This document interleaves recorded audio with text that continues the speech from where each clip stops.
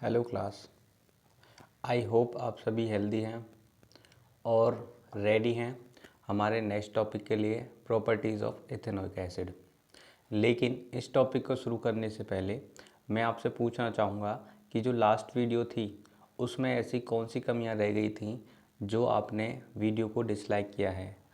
अब मैं आपसे ये पूछना चाहता हूँ कि अगर आपने डिसलाइक किया है तो इसमें कोई दिक्कत वाली बात नहीं है। शायद कहीं ना कुछ कमियां रह गई होंगी, लेकिन आप उन कमियों को कमेंट सेक्शन में मुझे बताइए, तभी तो आपको नेक्स्ट वीडियो में इम्प्रूवमेंट देखने के लिए मिलेगा। तो मैं उम्मीद करता हूँ कि इस वीडियो के सेक्शन में, जो कमेंट सेक्शन है, आप उसमें बताएंगे कि जो भी ये गलतियाँ रहीं उनमें किस तरीके से सुधार किया जा सकता है, या फिर किस कारण से जो है आपने डिसलाइक किया, या फिर आपको समझ में नहीं आया जो मैंने पढ़ाया। तो प्लीज़ जैसा भी है आप मुझे कमेंट सेक्शन में बताइए, मैं आपकी क्वेरीज़ को सॉल्व करूँगा। तो चलिए स्टार्ट करते हैं प्रॉपर्टीज़ ऑफ इथेनोइक एसिड। तो इथेनोइक एसिड जो है इसे हम कॉमनली एसिटिक एसिड के नाम से जानते हैं, जो कि आपका कार्बोक्सिलिक एसिड की कैटेगरी में, ग्रुप में आता है। ठीक है। 5.8 सॉल्यूशन ऑफ एसिटिक एसिड जो कि पानी के अंदर हमारा मिलाया जाता है, इसे हम विनेगर के नाम से जानते हैं। तो आपने यहाँ पर बस एक चीज़ का ध्यान रखना है कि जो हमारा विनेगर होता है उसमें कितना कंटेंट ऑफ एसिटिक एसिड होता है। तो 5 to 8% उसमें क्या होता है, एसिटिक एसिड, फाइन, विनेगर के अंदर। और इसका यूज़ किया जाता है प्रिजर्वेटिव्स के तौर पर, जहाँ पर हम जो पिकल्स होते हैं, अचार वगैरह जो होते हैं, इनमें प्रिजर्वेटिव के तौर पर हम इसका यूज़ करते हैं। आगे क्या है, जो मेल्टिंग पॉइंट होता है हमारा प्योर इथेनोइक एसिड का, वो कितना होता है, 290 kelvin, fine. And hence it often freeze during the winter, इसीलिए ये क्या होता है, सर्दियों में आमतौर पर जम जाता है और कोल्ड क्लाइमेट के अंदर, fine. This gives rise to the name a glacial acetic acid. और इसी वजह से, क्योंकि इसका मेल्टिंग पॉइंट जो होता है वो काफ़ी कम होता है, फाइन, जो 290 केल्विन होने की वजह से, तो ये जो है आसानी से जम जाता है, इसीलिए इसका नाम जो है ग्लेशियल एसिटिक एसिड भी रख दिया गया है, फाइन। आगे क्या है, the group of organic compound is called carboxylic acid. ये जो आपका ग्रुप होता है इसे क्या बोला जाता है, carboxylic acid. Are obviously characterise by its acidic nature, क्योंकि ये एसिडिक नेचर का होता है इसीलिए इसके लास्ट में जो है आपको एसिड देखने को मिलता है।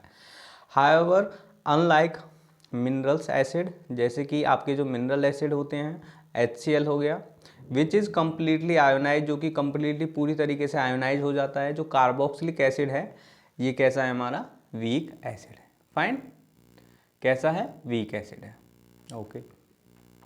अगर हम रिएक्शन देखते हैं इथेनोइक एसिड की, तो एस्टरिफिकेशन के दौरान जहाँ पे हम एस्टर बना रहे हैं, हमारा ester are commonly formed by the reaction of acid and an alcohol. जब हम एसिड की रिएक्शन करवाते हैं इथेनोइक एसिड की इथेनॉल के साथ में, फाइन। तो ethanoic acid react with absolute ethanol in presence of acid catalyst. ठीक है, यहाँ पर जो कैटलिस्ट है वो भी कोई एसिड ही है, टू गिव दी एस्टर। और लास्ट में हमारा जो प्रोडक्ट है वो हमें क्या मिल रहा है, एस्टर। जनरली आमतौर पर जो एस्टर है उसमें से स्वीट स्मेल आती है, जैसे कि हमारा परफ्यूम में से आती है। फ्लेवरिंग एजेंट के तौर पे भी इसे यूज़ किया जाता है।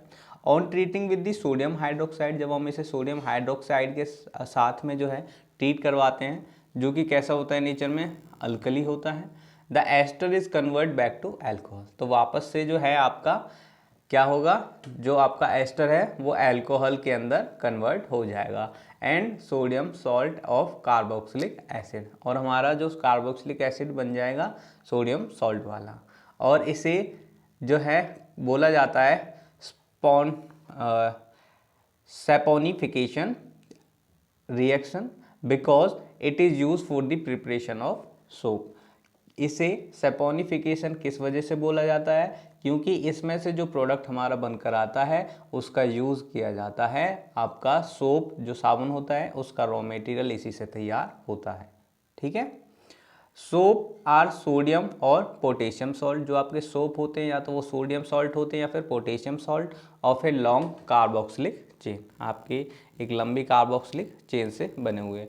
आप यहाँ पर देख सकते हैं इसके अंदर, आप देखिए ज़रा, जो एस्टर है जब उसके अंदर सोडियम हाइड्रोक्साइड डाला है तो हमारा एक तो क्या बन के आया था, इथेनॉल बन के आया है, और एक आपका कार्बोक्सिलिक सोडियम सॉल्ट वाला कार्बोक्सिलिक एसिड।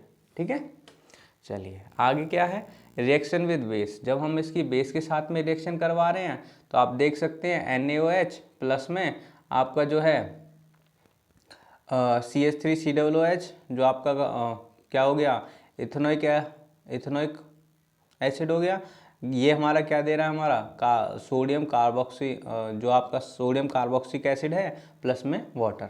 हाउ डज, देखिए यहाँ पर, like the mineral acids, ethanoic जो एसिड है वो रिएक्ट करता है बेस के साथ में, जैसे कि सोडियम हाइड्रोक्साइड हो गया, to give the salt sodium ethanoate and commonly called sodium acetate, जिसे हम सोडियम एसीटेट के नाम से भी जानते हैं, और साथ में हमारा क्या निकलेगा, water. Fine. How does the ethanoic acid react with the carbonates, जो आपका इथेनोइक एसिड है वो किस तरीके से रिएक्ट करता है आपका कार्बोनेट्स के साथ में एंड हाइड्रोकार्बोनेट्स के साथ में। तो इसके लिए यहाँ पर एक जो है एक्टिविटी दी हुई है, चलिए हम रिएक्शन देखते हैं। रिएक्शन विद कार्बोनेट्स एंड हाइड्रोकार्बोनेट्स, जो इथेनोइक एसिड होता है वो रिएक्ट करता है कार्बोनेट्स और हाइड्रोकार्बोनेट्स के साथ में, और हमारा क्या देता है, सॉल्ट देगा, कार्बन डाइऑक्साइड देगा और वाटर देगा। सॉल्ट हमारा हमने देख ही लिया, जो हमारा रॉ मटेरियल बन रहा था, और साथ में हमारा क्या दे रहा है, salt, carbon dioxide plus water. Fine, आप देख सकते हैं दोनों रिएक्शंस के अंदर। आगे ये क्वेश्चंस हैं, क्वेश्चंस में आप देख सकते हैं कि व्हाट आर ऑक्सीडाइजिंग एजेंट्स, जो ऑक्सीजन प्रोवाइड करवाने वाले होते हैं वो ऑक्सीडाइजिंग एजेंट्स होते हैं। अल्कोहल और कार्बोक्सिलिक एसिड में डिस्टिंग्विश हमें बताना है। सोप एंड डिटर्जेंट्स हमारा नेक्स्ट टॉपिक है, चलिए देख लेते हैं। दिस इज एक्टिवली डेमोन्स्ट्रेटेड, ऐसा एक्टिवली डेमोन्स्ट्रेट किया गया है that the effect of soap is cleaning, जो आपका इफेक्ट होता है सोप का वो सफाई के लिए तौर पे यूज़ किया जाता है। जो आपके डर्ट होते हैं ऑयली नेचर वाले, एज यू नो, जैसा कि आप जानते हैं, जो ऑयल है वो वाटर के अंदर डिजोल्व नहीं होता।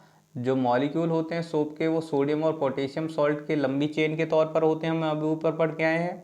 तो जो आपके आयंस होते हैं एंड में सोप इंटरेक्ट करते हैं, जो हमारा सोडियम या पोटेशियम था वो जो आयंस होते हैं इंटरेक्ट करते हैं विद द वाटर, वाइल जो हमारी कार्बन चेंज होती है वो इंटरेक्ट करती है हमारी ऑयल के साथ में। ठीक है, जो हमारा सोप मॉलिक्यूल होता है इसीलिए फॉर्म स्ट्रक्चर कॉल्ड मिसेल्स, और ये जो स्ट्रक्चर हमारी बन के आती है इसे क्या बोला जाता है, मिसेल्स। एक तो सोडियम वाला और एक कार्बन वाला पार्ट, दोनों अलग अलग वर्क करते हैं, सोडियम वाला वाटर के साथ में और कार्बन वाला ऑयल के साथ में। Fine, where one end of the molecule is towards the oil droplet, एक तरफ ऑयल ड्रॉपलेट के साथ में वर्क करेगा, वाइल जो हमारा आयनिक एंड होता है फेसिस आउटसाइड, जो कि बाहर की तरफ रहेगा।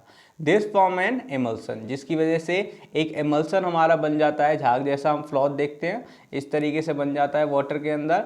And the soap micelles third help to pulling out the dirt, और हमारा जो डर्ट है, गंदगी है, वो बाहर की तरफ आ जाएगी in the water, and we can wash the our clothes clean, और हम इस तरीके से जो अपने कपड़े होते हैं उन्हें साफ कर सकते हैं। Fine, can you draw this structure, ये इस तरीके से होते हैं हमारे मिसेल्स, देख सकते हैं आप। एक तो इसमें हाइड्रोफिलिक पार्ट होता है, हाइड्रोफिलिक कौन सा पार्ट होता है, जो वाटर लविंग होता है, और एक होता है हाइड्रोफोबिक, जो वाटर में नहीं मिलता। ठीक है, तो जो हमारा सोडियम पॉजिटिव होता है वो कैसा है, हाइड्रोफिलिक है, क्योंकि ये वाटर के अंदर मिलता है, और कार्बन वाला हिस्सा वो कैसा होता है, हाइड्रोफोबिक। तो इसी तरीके से जहाँ पर जो है आप देख सकते हैं ये वाला जो हिस्सा है, यहाँ पर आपकी डर्ट जो है वो जमा हो जाएगी।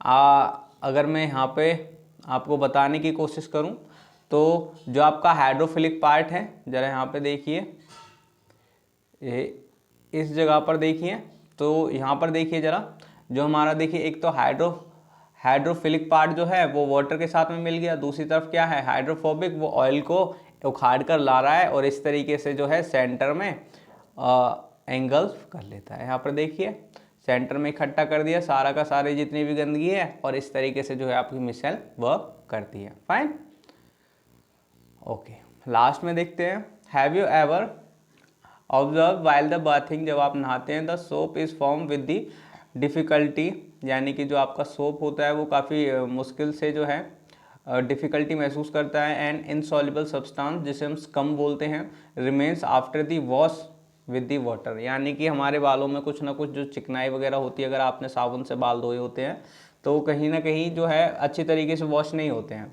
This is cause by the reaction of the soap with the calcium and magnesium. ऐसा इस वजह से होता है क्योंकि वाटर के अंदर जो हमारे कुछ हार्ड मिनरल्स प्रेजेंट होते हैं, तो कैल्शियम मैग्नीशियम सॉल्ट जो होते हैं, इनकी वजह से जो है वाटर की हार्डनेस बन जाती है। यानी कि जहाँ पर कैल्शियम और मैग्नीशियम ज़्यादा होगा वाटर के अंदर, वहाँ पर उसकी हार्डनेस बढ़ जाती है। हैंस इसलिए you need to use the large amount of soap, इसीलिए हमें ज़्यादा अमाउंट में सोप यूज़ करना पड़ता है। और इस प्रॉब्लम को ओवरकम करने के लिए हम जो है क्या करेंगे, another class compound called detergent. इसके बाद हम डिटर्जेंट्स एंड क्लींजिंग एजेंट के बारे में पढ़ेंगे।